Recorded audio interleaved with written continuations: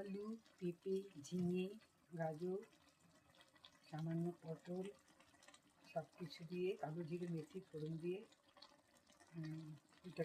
সবজিটাকে চড়িয়ে দিয়েছি। নুন, হলুদ, এবারে কাঁচা লঙ্কা সেটাও দিয়েছি। এরপরে দেওয়া হবে ভেজে রাখা বড়ি। এটা নিরামিষ সবজি করছি।